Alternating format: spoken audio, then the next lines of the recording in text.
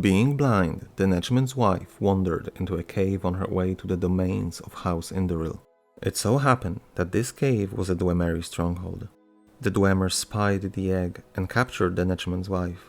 They bound her head to foot and brought her deep within the earth. She heard one say, "Go and make a simulacrum of her and place it back on the surface, for she has something akin to what we have, and so the Velothi will covet it and notice if she is too long away." In the darkness, the Netchman's wife felt great knives try to cut her open. When the knives did not work, the Dwemer used solid sounds. When those did not work, great heat was brought to bear. Nothing was of any use, and the egg of Vivec remained safe within her. A Dwemer said, "Nothing is of any use. We must go and misinterpret this." Vivec felt that his mother was afraid, and so he consoled her. "The fire is mine, let it consume thee, and make a secret door at the altar of Padom, in the house of Boethia, when we become safe and looked after." This old prayer made the Netchman's wife smile and begin such a deep sleep that when Dwemeri Atronax returned with cornered spears and cut her apart, she did not awake and died peacefully. Vivec was removed from her womb and placed within a magical glass for further study. To confound his captors, he channeled his essence into love, an emotion the Dwemer knew nothing about. The egg said, "Love is used not only as a constituent in moods and affairs, but also as the raw material from which relationships produce our later exasperations, regrettably fashioned restrictions, riddles laced with affection, known only to the loving couple, and looks that linger too long. Love is also an often used ingredient in some transparent verbal and non-verbal transactions, where eventually it can sometimes be converted to a variety of true devotions, some of which yield tough, insoluble, and infusible unions. In its basic form, love supplies approximately 13 draughts of all energy that is derived from relationships. Its role and value in society at large are controversial." The Dwemer were vexed at these words and tried to hide behind their power symbols. They sent their Atronax to remove the egg image from their cave and place it within the simulacrum they have made of Vivec's mother. A Dwemer said, "We Dwemer are only aspirants to this that the Velothi have. They shall be our doom in this and the 8 known worlds, Nirn, Lkhan, Rkhet, Tender, Kinnert, Akhat, Mahara, Junal. The secret to doom is within this sermon. The ending of words is Alm Sivi." So Vivec's mother, on her journey to the lands of House Inderil, have walked into a cave. This cave led into a hidden Dwemeri stronghold, built underground as they all are. It is interesting that the Dwemer did not see her, but the word used is spied. This makes me think that they used some sort of arcane machinery to find her, maybe like the oculary in Mzulft, which could track powerful sources of magicka. The sermon also says that they spied the egg of Vivec, not his mother, only contributing to this theory. Being blind and pregnant, she was captured by the Deep Elves, who tied her up and took her to their city. The dwarves foresaw that once the Velothi notice she's missing, they will look for her, and so they decided to make an effigy of the woman to trick the Velothi. The line, "something akin to what we have," it tells us that the Dwemer possess something comparable to a living god. It is safe to assume that it is not the heart of Lorkhan, because while powerful, it is not much more than a power source. However, we can safely assume that the Dwemer have already begun the construction of Numidium, which, being their god, would be of comparable power to Vivec. Then, the Dwemer began attempts to extract Vivec out of Velothi woman. First, they used blades, then solid sounds, which we can assume means their art of tonal architecture, which is manipulating reality through sounds. Then, they used heat to access the egg of Vivec, but to no avail.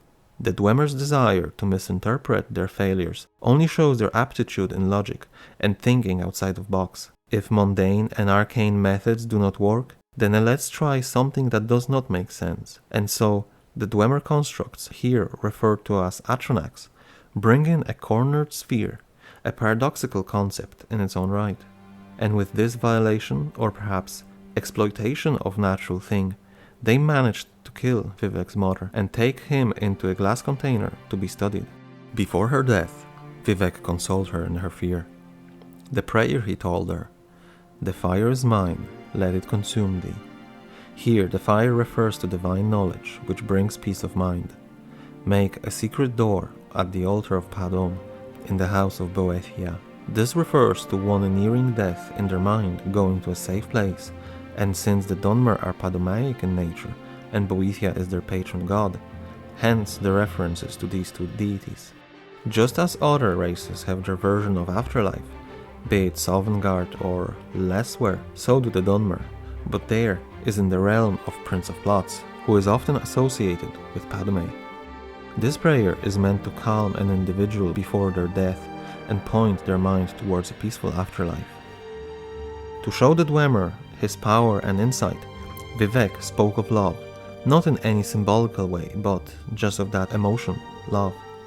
Apparently, the Dwemer do not know this feeling, are incapable of experiencing it, fitting their theme of being a race driven by logic rather than emotions. He described love as ingredient of emotions and deeds, as the source from which each action specific to a relationship comes from. The actions, such as our later exasperations, regrettably fashioned restrictions, riddles laced with affections, and looks that linger too long, are all taking place within a loving relationship.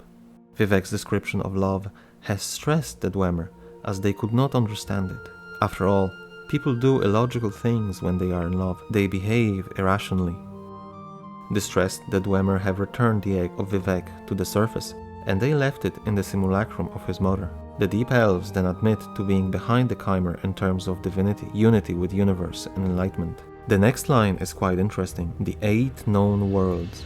The list includes Nirn, which is of course our home Lkhan, Lorkhan, Tender, Stendar, Kinnert, Kinnereth, Akhat, Akatosh, Mhara, Mara, Chonal, Julianos, and Rkhet, Arke.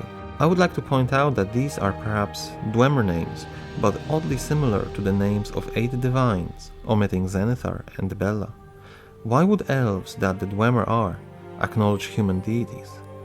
Let's take a closer look. First, Akhat, that is Akatosh, but what not name it similar to Oriel, like in the other elven pantheons? Mahara is Mara, that much is obvious. Tender bears obvious similarity in name to Stendar, who is worshipped by both men and Mer, just like the previous two. Kinnert, that would be Kinnereth, a deity of man. Junal is Julianos, but Junal specifically is a name given to him by the Nords. Rkhet is usually associated with Arke, but the two names do not bear any similarities, unless it is pronounced Arkhet. Again, a human god, as the Mer praise Xerxes instead. Lkhan is Lorkhan, god present in the fates of both elves and humans. Nirn would be of course our home planet. The Dwemer are known to be astute astrologists and have created oraries such as the one which was reconstructed in Arcane University. This star chart clearly shows the 8 planets surrounding Nirn: Akatosh, Mara, Stendar, Julianos, Arke, Kinnereth, Dibella, and Zenithar. This indicates that the Dwemer were aware of these planets, but perhaps they simply named them differently. If we look at the exact quote, "They shall be our doom in this and the 8 known worlds," this world is listed separately from the other 8, implying that in the list Nirn refers to a different place than that where we live. It could be a stretch, but some have speculated that Dibella shares connection to Ifra. They both treasure plant life, Ifra for its life and Dibella for its beauty. Even her sigil is a flower. They both embody music and songs, one for the stories they tell, and the other for its melodies. By this connection, maybe the Dwemer referred to Dibella as Nirn, through Ifra's love for Nirni, that is. That still leaves out Zenithar, however. I think that the most reasonable explanation is that the Dwemer, while aware of celestial bodies, of Dibella and Zenithar, did not know them, but that would imply they have explored the realms of other Aedra. They clearly had interest in traversing the other worlds, as Yagrum Bagarn was in Outer Realm when the Red Moment happened. The quote from this sermon suggests that the Velothi would bring doom to the Dwemer in the mortal realm and the other worlds mentioned, but not in realms of oblivion, as the planets of Adra are connected to Nirn, being part of the Mundus. Lorcan would then refer to the moons, theorized by some to be the remnants of Lorcan's body, broken by Trinimac and Oriel during the convention. Maybe the Dwemer did not explore the Bella, or could not explore her as they did not know love. And yet they have explored Mara, but the Dwemer still procreated. Perhaps they simply lacked this kind of desire, but while pragmatic and focused on functionality, they still created things of beauty.